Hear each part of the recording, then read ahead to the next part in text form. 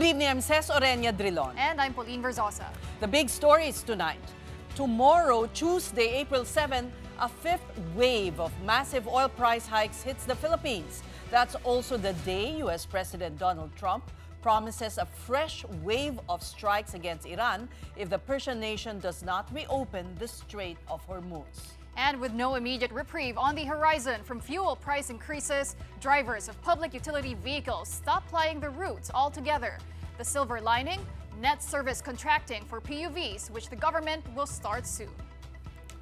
And the Marcos administration is cracking down on so-called fake news peddlers who are spreading disinformation of a health and energy lockdown happening this month.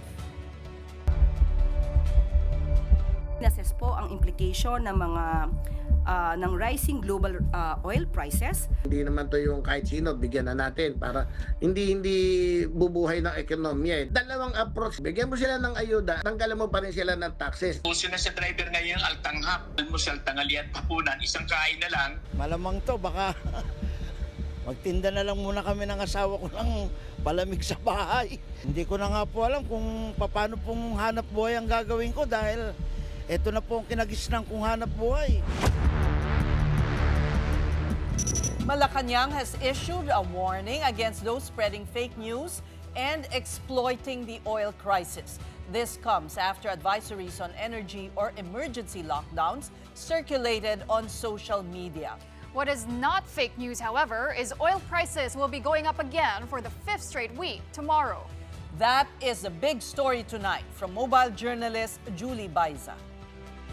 Price adjustments on fuel products starting Tuesday, April 7 are out. Pilipinas Shell was the first to publish its new prices with increases not far from last week's projections.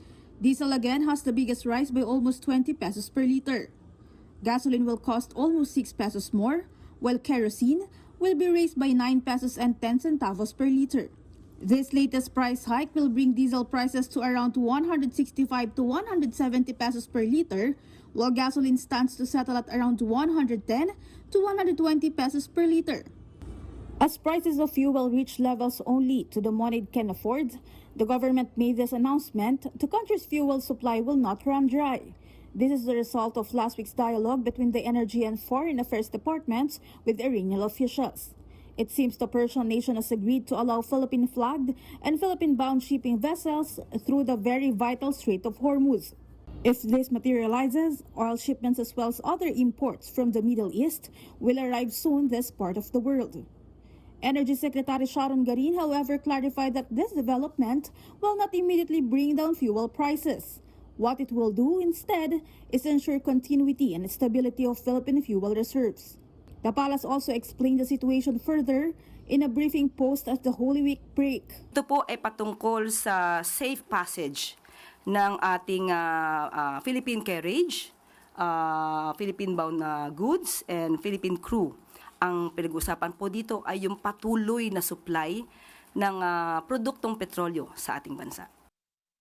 But with no respite seen in rising fuel costs, many jeepney drivers, the backbone of the country's transport system, are already at breaking point, while others continue driving just to put food on their table.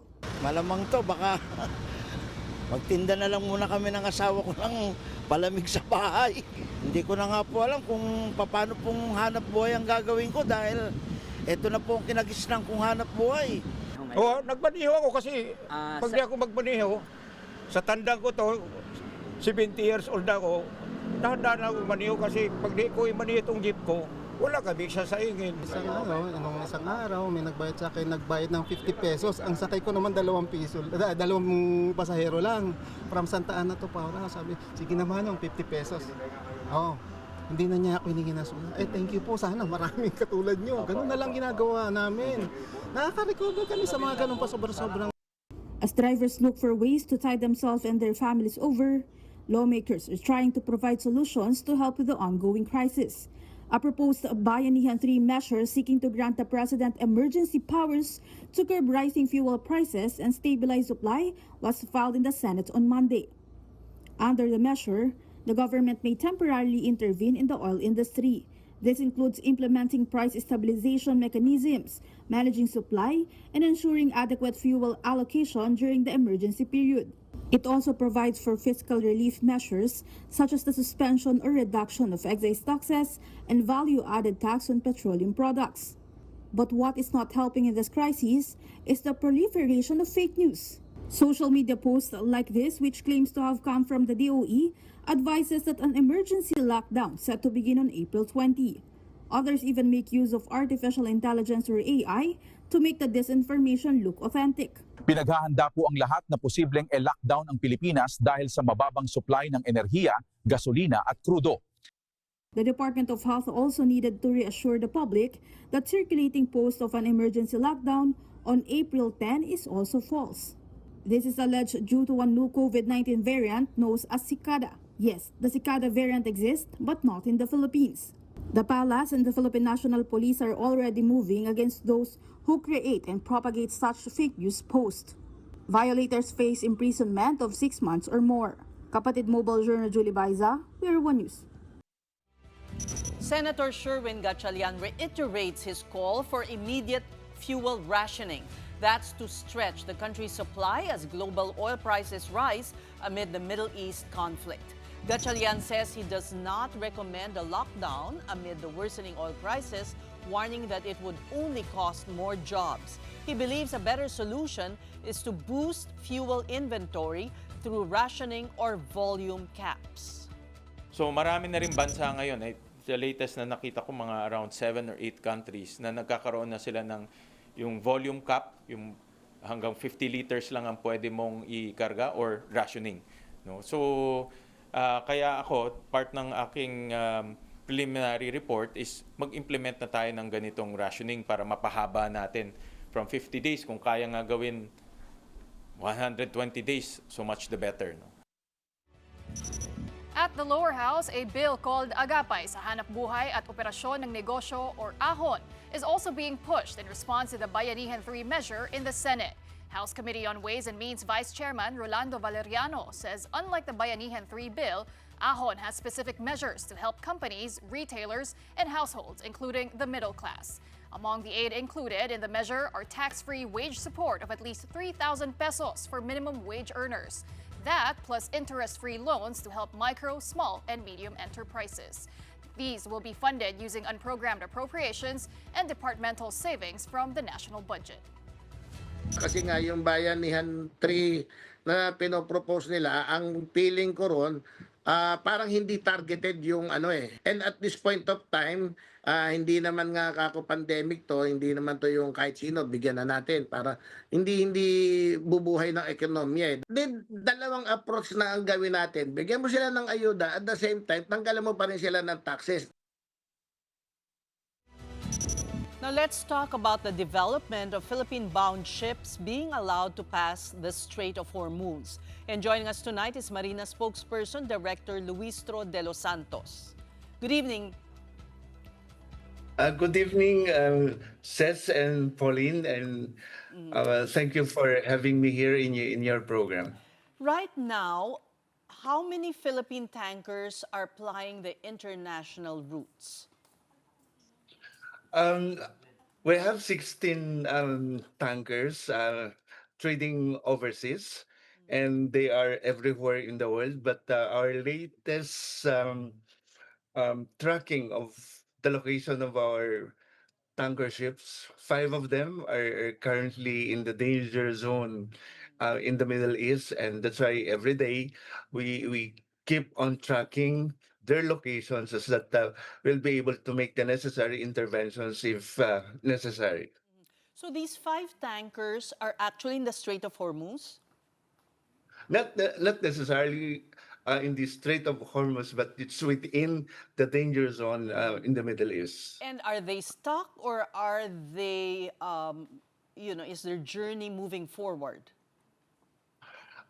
Since the conflict started in the Middle East, we believe that they have been stuck in various ports in the Middle East. But our Marine Administrator last March 26 made a representation with our Department of Transportation, Department of Foreign Affairs, to allow two Philippine registered ships in the Middle East to transit via the Strait of Hormuz, because since the news broke up that the Iranian government would be allowing Philippine registered ships to pass through that area, immediately our administrator made the representation before the Department of Foreign Affairs.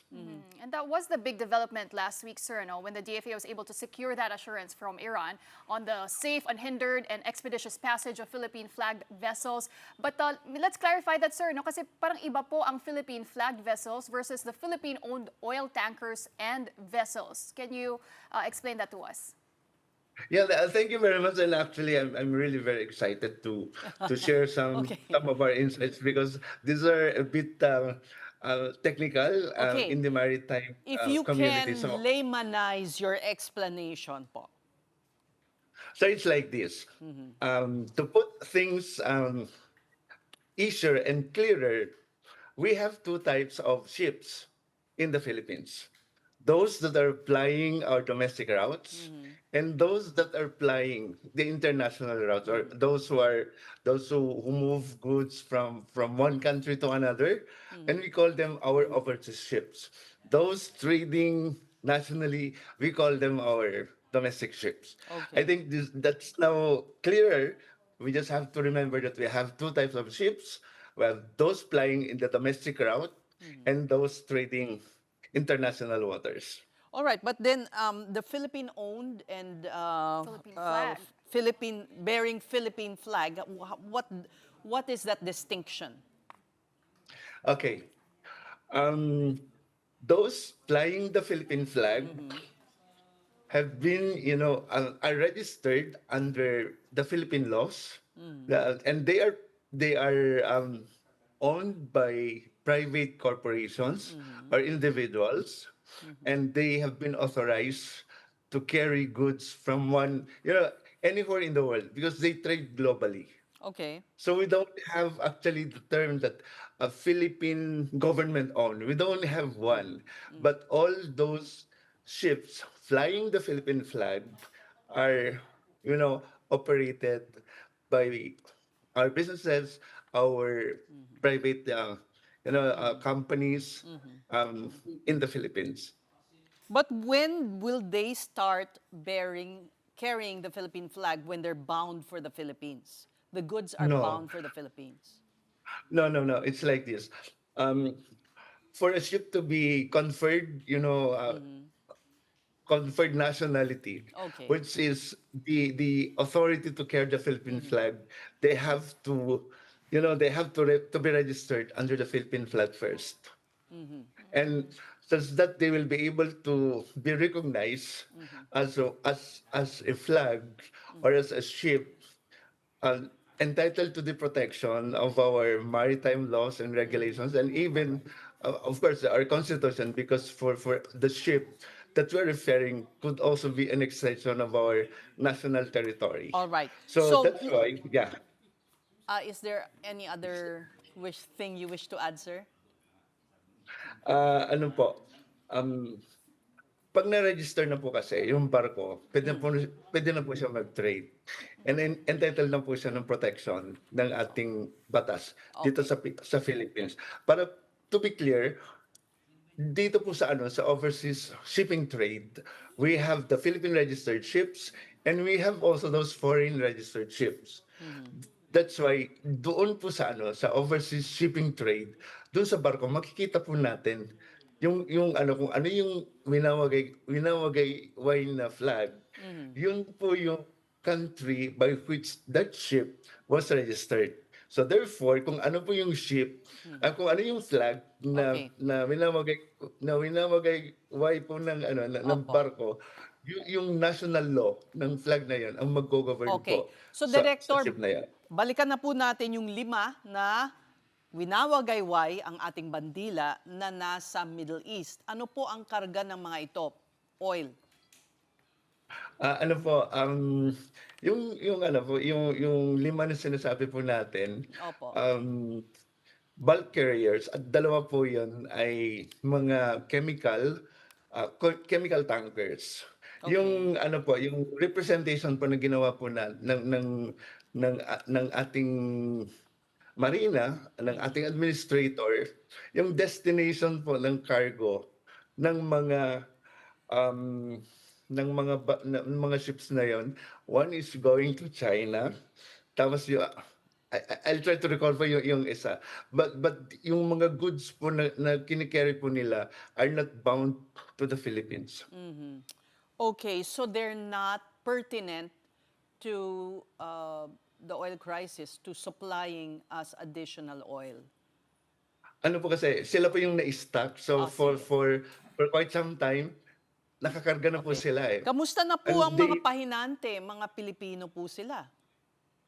So, ito po yung isa rin na gusto namin ipaliwanag. When we speak of Philippine registered ships, all Filipino crew po yan. Meron din po yung mga foreign registered ships na nag-e-employ ng mixed crew. So, ibig sabihin it's a combination of Filipinos and seafarers from other countries. But there are also foreign registered ships that employ all Filipino crew. So Ganun po far, yung- how are our Filipino crew, whether in Filipino registered ships or overseas ships, doing so far? So actually that's the ang DMW po yung yung may primary mandate to provide po yung necessary assistance sa ating mga seafarers. At the same time po yung ang ating Department of Foreign Affairs. Ang regulation ng Marina will only come dun po sa mga ships registered under the Philippine flag. Yung mga hindi po registered under the Philippine flag, DMW po yung may primary jurisdiction po niyan. Because of the contracts na ine-enter po ng ating seafarers through the licensed money agencies operating po dito sa But you sa said bansa there po are natin. there are two that are Philippine registered among the 5. Needing assistance as well, Yes. Director. Do they Sorry? need assistance from the DFA? Have you requested assistance for 2 particular vessels? So actually, ang ating Marina Administrator, si Sonia Malaluan, wrote our Secretary of Foreign Affairs na to make representation para at least makaalis po yung dalawang po natin, barko doon sa Middle East. Opo. O ngayon naman, dumako tayo sa domestic ships natin. How are the rates for cargo moving from different parts of the country? Nag-increase na po ba ang charges? This is something that we would like also to clarify, that rate setting in the domestic shipping trade is fully liberalized po. So kagaya po dun sa kagaya po dun sa oil industry po natin, deregulated. So the Marina can only intervene so much. But of course, pag unfair na po yung competitions, nag-i-intervene naman po So ang what Marina. have But you we need- observed so far in terms of the rates? Let me share with you my own experience. I have some goods supposed to arrive from Cagayan de Oro, but they cannot because wala pong rates na mabigay yung freight operator. Kasi hindi pa nila makwenta kung magkano. Is that the situation? That's really, It's odd that's because rather hindi makagalaw yung painful. mga dapat ikarga sa mga barko po kung walang rate. Ganito po yan. The law requires that pag may increase po, kailangan din po ng na inform ang Marina. There's a publication Precisely why we're requirement. asking you, sir. Ano po ba ang sitwasyon? May increase po ba? Ano po bang patakaran ngayon? Yes. Initially, nagkaroon po tayo ng 20% increase kasi kinompute naman po natin yung component ng gasolina dun sa operations po ng Which ating you're mga barko. saying So, is a fair increase. It's fair. Kasi sabi nyo, is deregulated, and you intervene only when you see that it can be overcharging. So far yung 20% is fair. Yes po, yun po yung yung rate po na sinet po ng Marina, but I think just last week nagdagdag po tayo ng additional 10%. So therefore, it's now 30%. And what about those shipping companies or logistics companies that cannot give you a rate? Well, the logistics industry is a different one, and we do not regulate of course, yung logistics natin. We only regulate po yung shipping services with respect po sa cargo rates at the same time po dun sa passenger. So are goods rate. moving? Are goods moving in the country na yung mga kailangan pong dalhin sa mga iba't ibang isla ay gumagalaw po ba? And Director, do you see a major disruption happening? If all these upward pressures continue happening and this conflict in the Middle East prolongs, we're seeing fuel surcharges already. There are now pressures on fares to increase. Posible po ba na magkaroon ng major disruption? That's I do not like to speculate po, but the situation during the Lenten season was that because I was assigned basically to monitor situation at the Port of Lucena, kukunti po yung mga pasahero, pero yung mga rolling cargos po natin, madami pa rin.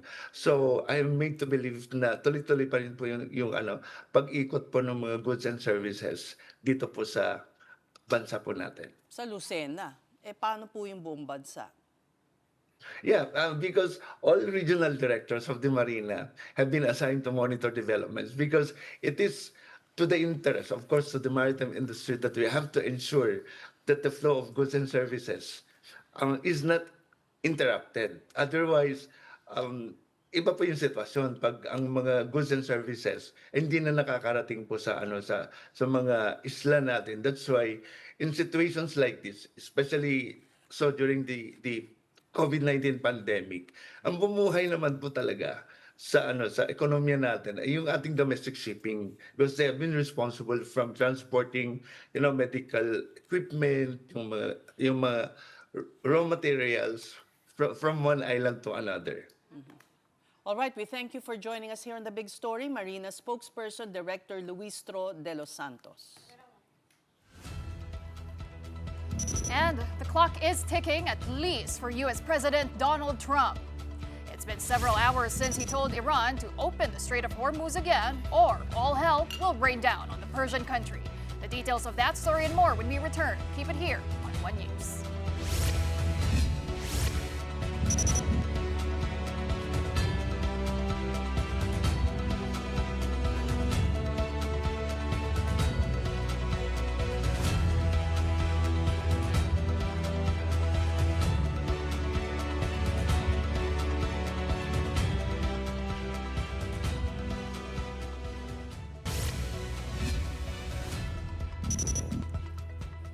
Welcome back to The Big Story. United States President Donald Trump is warning of more severe military strikes on Iran's power plants and bridges.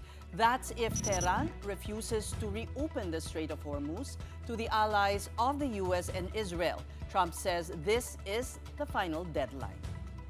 But as expected, Iran is refusing to budge, and here is the story. Thick clouds of smoke engulfed Bandar Mashar County in Khuzestan province, Iran, following an airstrike. Video shows parts of the area still on fire. Israel reportedly targeted a petrochemical zone, a facility that processes petroleum and natural gas. Israeli Prime Minister Benjamin Netanyahu released a video confirming the strike. He vowed that Israel will end what he called Iran's terrorist regime.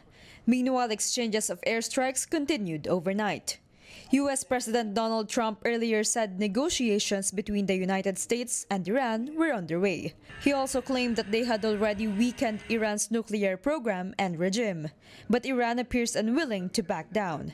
According to Iranian media, the government rejected a U.S. proposal for a 48-hour ceasefire. Iran also shot down a U.S. fighter jet. The pilot was rescued, but one crew member went missing.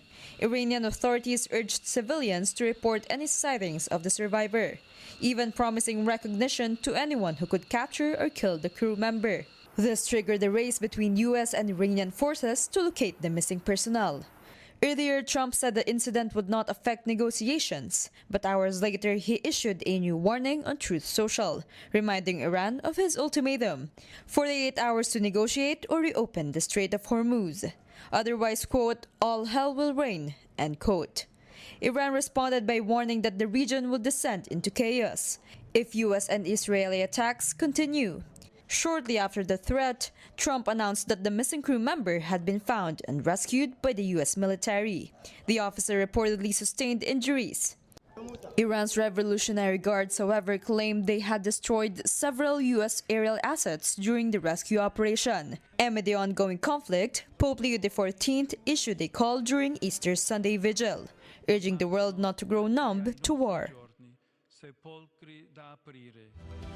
Now back here at home, the DILG and the PNP revived their Safer Cities plan, which includes curfews and other security restrictions.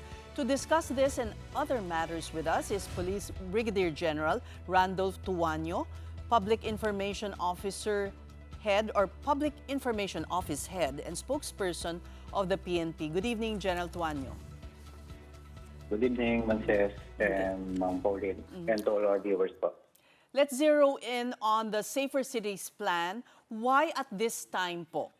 Why is there such a need to implement it now? Yes, Ma'am Ses, na kanina po, officially nilaunch po ng Philippine National Police of DIL yung ating Safer Cities.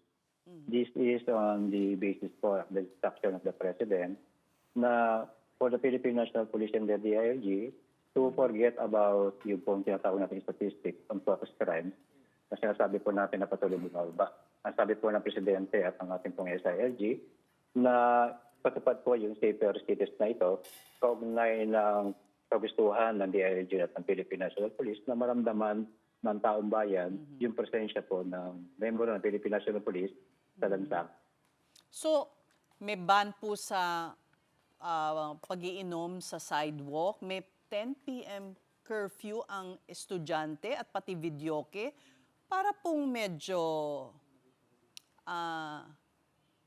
is crime, the reason I'm asking is crime on the rise? It seems that I understand the way it has been explained to us by the DILG secretary that crime is actually being reduced. Crime has come down, crime incidents. Ma'am Ses, on the contrary po, yung ating pong implementation ng Safer City, ito po yung kaugnay natin ng intensified police visibility. So for the month of April sa Metro Manila alone, magko-concentrate tayo, ma'am, sa school at sa mga terminal hub. Bumababa po patuloy yung ating mga 8 of crimes, pero gusto po natin na maramdaman ng taong bayan, especially sa school, sa terminal hubs ng ating mga kababayan, yung presensya po ng Philippine National Police. Sabi nga po ng ating SILG kanina, Ma'am Ses, na hindi naman binabasa, iniintindi ng ating mga kababayan yung mga data natin sa pagbaba ng focus crimes. Ang gusto talaga nila, yung maramdaman ng ang ating pulisya, presensya po nila sa mga nasabing lugar. Tumaas po ba ang krimen dahil sa krisis na nangyayari ngayon? Pagtaas Patuloy po ng ma'am, presyo na ng bumaba. langis, halimbawa. Ano, ma'am? In fact, ma'am, for the nationwide focus crime incidents ng Holy Week lang natin, mabanggit ko lang, kumpara sa 2025 versus 2026, bumaba po tayo ng 23%. Pero ibig sabihin po nito, nakikita natin na maganda yung ating strategy pagdating sa crime prevention, na makikita natin mas mapapababa pa natin yung paglalaganap ng krimen o pagkakakuha ng krimen na mas mababa pa sa 23%. So, wala po kayong... Kung patuloy natin i-intensify yung ating police visibility. Opo. Wala po ba kayong napansin na pagtaas mula nung tumaas ang presyo ng langis, pang-apat na pong linggo ito? Maraming halimbawa ay nabawasan ng kita at kunyari ang LPG po mahal din. So may sunod-sunod na mga petty crimes ba kayong napansin na nangyayari? Ma'am, base po sa ating datos, specifically on robbery and theft, yung pong ating robbery rate bumaba po ng 4 na insidente o 3%, at yung theft bumaba po ng 65 incidents o ng 13%. Hindi po naka-apekto yung ating Middle East crisis sa oil, kaugnay po ng mga paggagawa ng krimeng katunayan, mas bumaba pa po. Pero ang gusto nga lang po ng Philippine National Police, sustain po yung effort natin as far as crime prevention. Pero itong pagbaba, General, pasok na ba dyan yung datos nitong mga nakaraang linggo or first quarter pa lamang po yan? Nakasama na po dyan, ma'am, yung ano po. Okay. This is specifically for the Holy Week po or Semana Santa. Pero magkaganon pa man, ma'am, yung first quarter po is ganun din po. Patuloy po na bumababa siya. At sinasabing ibigay nga po natin, patuloy po natin gusto kasi na mas mapababa pa po yung pagpukuha ng Well, with that said, General, bubuo po ba ng task force or ng isang unit ang PNP? Bunsod nga po nitong mga sunod-sunod na mga petty crimes dahil na rin sa krisis na kinakaharap natin. Ma'am, sinasabi po natin na patuloy po ang pagbaba na pagpamit po ng crime. Ang sinasabi po natin na ang trabaho naman po ng Philippine National Police, ang aresto po na sinasagawa natin, yung mga kababayan natin na nagsasamantala dito sa krisis na kung saan nakapag-aresto po tayo ng 13 individuals at nakapag-file po tayo ng 9 na kaso. 13 individuals. Ano pong mga krimen nila? Anong uri po? Ma'am, specifically, nahuli po natin ito sa Gimba, Zambales, yung violation of trademark infringement, meron din po tayong hoarding at profiteering. Ang violation talaga nila, Ma'am Pauline, ito po yung Batas Pambansa bilang 33, ito po yung hoarding and saka profiteering. Oo, General, recently nakita nga natin na yung report na sa Quezon City may nag-iimbak pa nga daw ng diesel sa isang residential area sa bahay. Paano po ba binabantayan ng PNP yung mga ganyang kaso ng pag-hoarding sa mga pribadong properties? Yes, ma'am. Kung mapapansin po ninyo, yung siyam na kaso na pinailan natin, magmula yun sa mga tingi-tingi doon sa mga probinsya na nakuhuli natin, up to doon sa malalaki nga, katulad po na nangyari po sa Quezon City. Nabanggit nga po kanina ng ORC o Officer in Charge ng Bureau of Fire Protection na si General Cuancho, na iniimbestigahan nila yung pong pag-iingat ng walang permit ng nasabi pong mga gasolina po. Pero can you give us more details, General, kung anong nangyari po doon? Kasi parang one whole tanker talagang naghatid ng diesel doon sa bahay na yon and merong tangke doon sa loob kung saan hino-hoard. Ano po ba yung naging explanation o kung sa investigation nyo, ano na pong nahanap ninyo? Base po, sa pinanover po kanina sa Bureau of Fire, kasi po ang sinasabi nila dahil ito po ay magkakaroon po ng danger sa pag-process po ng nasabi mga krudo. Ang sinasabi po nila, kung ito man ay may permit o wala, ang sinasabi po nila, ito po pasok sa hoarding at hindi po otorisado na sila ay mag-imbak sapagkat ito po ay unsafe para sa nasabing lugar. Yun po yung ongoing case na binidlap po kanila. So, ibig sabihin, wala silang violation? Ganun po ba? Ang initial violation po nila, Ma'am Fresh, yung pong uli, yung BP Batas Pambansa 33, yung hoarding po. So, sa private individuals to, how about gasoline stations po? Meron na po bang kayong nakasuhan na mga gasolinahan? As far as gasoline station, Ma'am Tess, ito po yung kauna-unahan na na-records po natin na nangyari po ito sa Nueva Vizcaya na kung saan tinawag po sa 911 yung nasabing pong pag-hoarding po ng gasoline station. Ito po ay hindi pa po opisyal na nakasuhan sapagkat sinasabi po nila ang nakasuhan po dito yung mga individual po na bumibili sa gasoline stations at sila po yung nag-hoard, Ma'am Tess. At base sa inyong pagtatala, General, ilan na po ba ang mga gas stations ang kinailangang magsara dahil sa supply issues?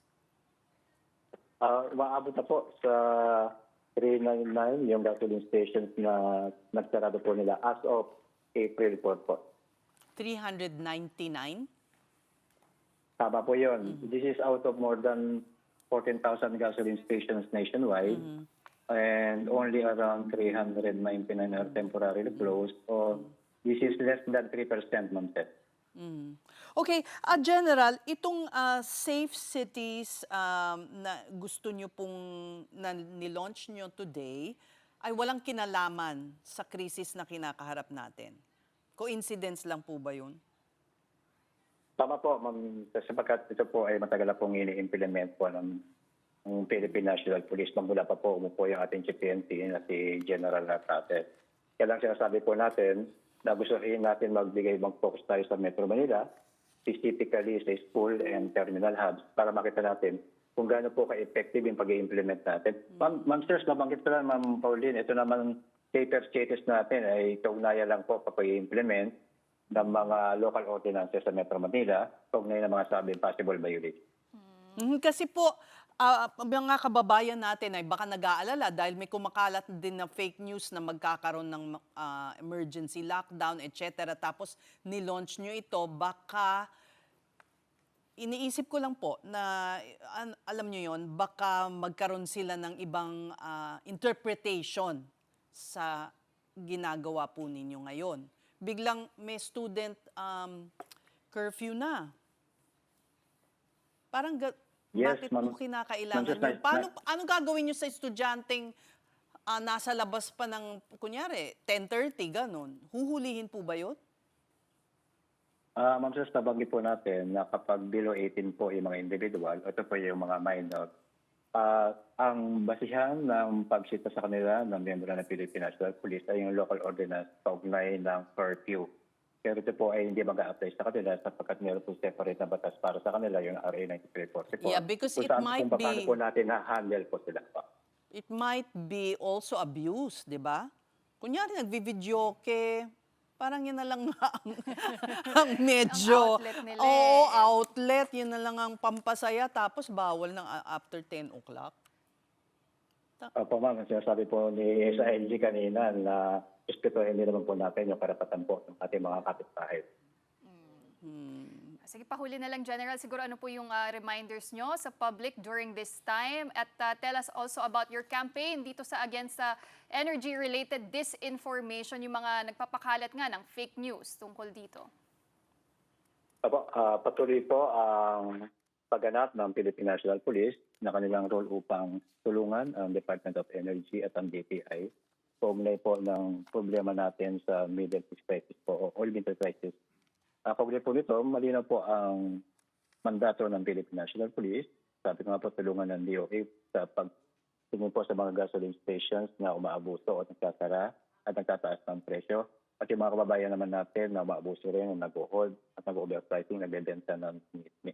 Kaugnay po nito, sinasabi ng Philippine National Police sa ating mga kababayan, kung meron po silang report o umunay ng mga sabing paglabag, tumawag lang po sila sa 911.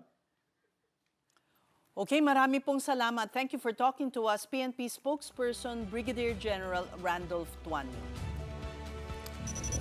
You're still watching The Big Story on One News, and coming up, the Office of the Ombudsman is planning to charge former Speaker Martin Romualdez and former Senate President Francis Escudero with plunder. That and more when the big news returns.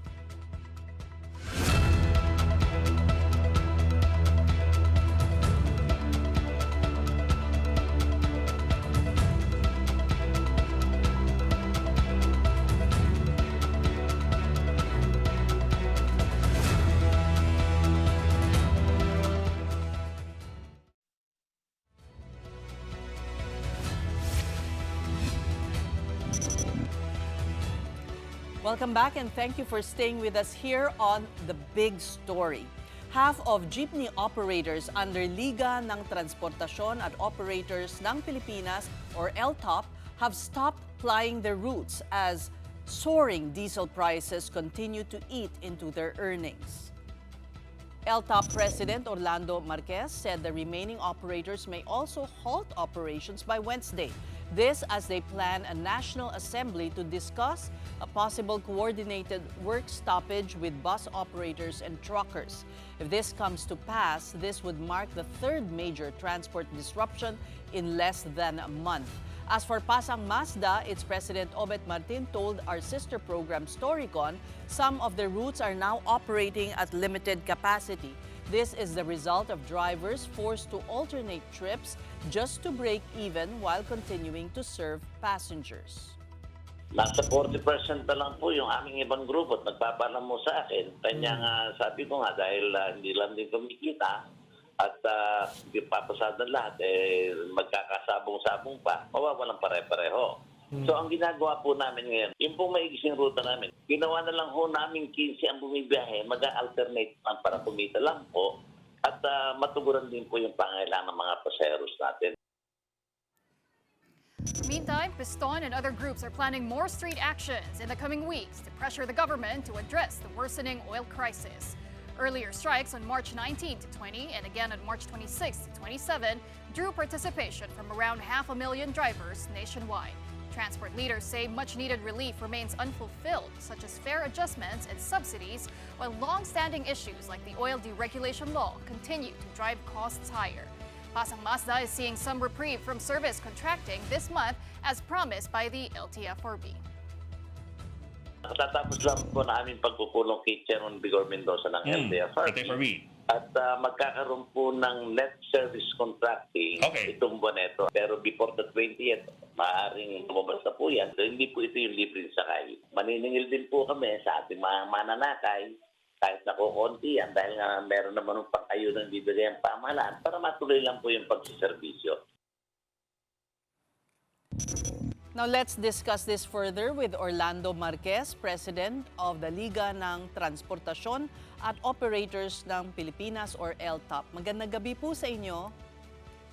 Yes, Ma'am Delia, Ma'am Sis at Ma'am Bersosa. Good evening po at good evening sa inyong mga nanonood at nakikinig sa inyong programa. Opo. Malapit na daw pong ipatupad ng gobyerno yung libreng sakay na para po maibsan nga ang nararanasan ng ating mga tsuper ngayon. Ano po ang pananaw nyo ukol dito? Alam niyo po, Ma'am Sister Ilona, kung yan po ang gagawin ng ating gobyerno, na dapat ang kanilang kunin ay yung mga public transport na naghihingalo po. Dahil nga po yung ating fuel, dahil sa batas na sinasandalan, sa buong mundo po tayo na ho ang pinakamataas ng fuel sa buong mundo. Na ang masakit kasi, Ma'am, na sinabi na napakinggan natin lahat, na ang sabi po yung kanilang bago na ipinoklama yung crisis po, sabi ni Secretary Garin, ay mayroon tayong sapat na fuel na pundo sa buong Pilipinas hanggang katapusan ng Abril. Bakit po itinaas nila ng itinaas? Ibinili naman po nila yan ng mababang presyo. Kaya ang sabi namin po, para naman yata tayong hinold up na nakadilat ng mata dahil nga sa sinasandalan lang nila na deregulation law at masakit pong tanggapin yung mga pamasahin ng mga barko at eroplano, deregulation law at maliwanag yung batas na tayo po ay mayroong batas na oil deregulation law. Bakit kasama ko yung barko na mapamasahe at saka mga eroplano? Bakit kami po na napakarami ho ang aming siniservisyohan araw-araw? Kami po talaga ang transportasyon ng land transport ang nakakaawa po dahil nga taxpayer naman po kami. Bibigyan kayo ng ayuda, mabigyan yung iba, kagaya ng isang membro ko. Sinabi niya kanina, 168 yung kanyang isinadmit na membro niya na driver. Ang nakukuha lang po ng ayuda na driver ay 32 lang. Kaya grabe ho na pag-i-screen. Mamamatay na lang po kami, kagaya po yung piso na itinaas nila Secretary Banoy sa kanila Chairman Vigor. Nung dumating si Presidente na galing Amerika, binawi ho. Pero yung piso na pambili na lang namin ng 1 kilong bigas, pambili ng bagoong at kamatis at talbos ng kamuti, binawi pa po. Kaya nakakalungkot po, napakasakit po para sa amin. Pero Ka-Orly, itong net service contracting, sinabi po ni Ka-Obet kanina sa isa naming programa na napag-usapan na yan kasama ang LTFRB. Ano pa po ba ang ibinigay nilang detalye? Kailan po ba yan magsisimula? At paano po masisiguro na lahat ng mga tsuper, lahat ng mga ruta ay kasama dito sa net service contracting? Alam niyo po, Ma'am, talagang nakakalungkot po yung ayuda na ganyan para kami nakikilimos lang po. Kaya kami po, ay nagkakaisa na sa darating na Miyerkules ay mag-usap-usap po kami dahil bakit ganito ang ating land public transport na ganito yung umiiral sa amin. Kaya mayroon naman pong nagawa na po na yung tinatawag na fair adjustment formula. May IMSI na po ng LTFRB na nagawa nung nakarang administrasyon. Bakit hindi nila kayang i-implement? At yan po ay ginastusan na galing sa buwis ng transportasyon. Bakit ayaw nila po i-implement? Kaya kami po nakikiusap kay Secretary Banoy Lopez at kay Chairman Vigor dahil hindi naman po ikailan na sila po ay mga matatagal na namin mga kakilala, kaibigan. So sana ho ay yung pagbawi kasi ng Pangulo, hindi man lang kami tinawag na nagkaroon ng konsultasyon at lalong-lalo na sa Secretary ng DOE, simula umupo, Madam, ay hindi pa po kami hinaharap kahit minsan man lang sana. Kung buhay pa ba kami o mamamatay na po kami. Oo nga po, kami ay nakikisimpatya sa inyo talaga po. Pero kayo po, ito pong tanong namin, kayo po isasali ba sa piston na tigil pasada na nakasalang bukas? Kasi po ay... hindi po. Hindi po kayo po kami sasali po, Ma'am Sis Trilon, Ma'am Bersosa. Dahil po kami... ay yung talaga kami po ay nakiusap na kay Madam Elvera Medina bilang siya ho yung chairman ng Commuters Federation of the Philippines na kami po dahil ngayon po binawi yung piso pero yung aming mga pasahero ngayon almost 70% na pag nagbayad po ng 15 pesos hindi na po nila kinukuha yung sukli, nagbabayad ng 20 pesos. Hindi na po nila kinukuha ng sukli dahil nakikiusap sila na wag lang kaming tumigil. Paano naman kami hindi titigil? Kaya hindi mas malaki na po yung aming binabayaran na fuel kaysa dun sa kinikita namin. Sige po. Kaya ito ho ay hindi na namin idideklara yung tinatawag na tigil pasada. Tumigil na po, nagkariton na lang po ng gulay at saka nagkalpintero, nagmason na lang po. Dahil nga po, wala na pong mayuwi na pampakain. Dahil nakakalungkot, ma'am, na umaga, lugaw. Paghapon, lugaw. Tanghalian, lugaw. So, nakakawa na ho ang ating mamamayang Pilipino sa transportasyon. Ganun na po ang buhay natin. So, ano pong aasahan natin dun sa National Assembly ninyo sa Miyerkules? Ano po ang gagawin doon? Hindi ko pa po masasagot po, ma'am, dahil kailangan po yung majority decision, yun po yung mananaig doon sa aming pag-uusap, kasama po ang mga Truckers Federation, at kasama ang buses, kasama po yung UB Express, kasama po ang jeepney, kasama po ang TNBS, at saka yung mga motorcycle taxi at saka tricycle po. Kasama namin lahat po na magmi-meeting, kaya ayaw kong pangunahan kung ano yung magiging decision namin sa darating na Miyerkules. Ngayon, ano po ba ang nangyari sa inyong pakikipagdialogo sa LTFRB? Hindi ho ba nila ipinaabot kay Pangulo na talagang yung piso naman po noon nyo pa nga hinihingi yun, hindi pa nga ito kasama nung price increase nitong nakaraang buwan? Matagal na po yan, ma'am. Yung piso na yan. Napakatagal na po. 3 taon na po yan. Opo. Anong sabi naman ni, ano pong paliwanag ni LTFRB Chairman Vigor nga po? Ay, yan po ay talagang sabi ni Chairman. Actually ho, kahihiwalay lang namin ni Chairman Vigor ngayong gabi. Wala pong ang magandang sabi niya balita. Ho, hindi niya ho kontrolado yung mga oil company dahil nga sa batas na ipinasa sa Kongreso na deregulation law dahil nga dyan po ang sinasandalan ng mga oil company. Kaya, hindi po, yung fair hike po. Yung fair hike po. Yung fair hike po ay nirekomenda na po nila kaya nga lang binawi nga ho ng Pangulo. Na sinabi ko nga kanina, pambili na lang namin na inasana 1 kilong bigas at saka 1 buting bagoong, saka 1 kilong kamatis para umaga hanggang gabi. Meron kaming bagoong at saka kamatis at talbos ng kamote at saka 1 kilong bigas. Ilugaw na lang po namin. Binawi pa po. Kaya yan ho yung ikinalulungkot namin. Bakit kami nagsasuffer na ganito na public servant simula pa po nung hindi pa tayo napapanganak ang mga jeepney, mga lahat na nung sakyan na ngayon po ay nagsiservisyo. Kaya kami po ay nananawagan sana ho ang ating Pangulo Dahil sabi niya, hiningi niya yung special power sa Kongreso at Senado. Hanggang ngayon, ilang araw na nahawak niya po. Hanggang ngayon po, wala pa para ibigay yung excise tax para lahat ng taong bayan makinabang. Anuin mo pa yung pagkain na naluto na kung hindi mo naman ihain, di ba? Di mapapanis lang, ipapakain mo, di mamamatay na po kami. Kaya ang sabi ko po, ma'am, anuin mo pa ang damo pagpatay na ang mga kabayo. Di ba po? Nako, and Ka-Orly, bukas magtataas na naman ang presyo ng diesel, ano? Baka umabot na to sa 170 pesos. Pahuli na lamang siguro, ano, kung itong mga panawagan ninyo ay hindi pa rin pakinggan ng ating gobyerno, ano po ba yung nakikita nyong worst case scenario? Posible ba na magtigil operasyon talaga lahat ng mga operators, drivers, pati mga truckers?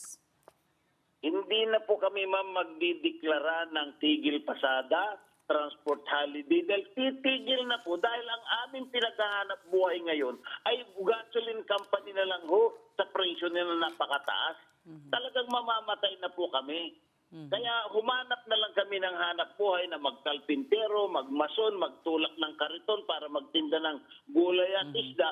Siguro mas makakain pa po kami. Tama, ang ibig nyo sabihin, hindi na po makatarungan na kayo pa'y mag-drive ng lugi.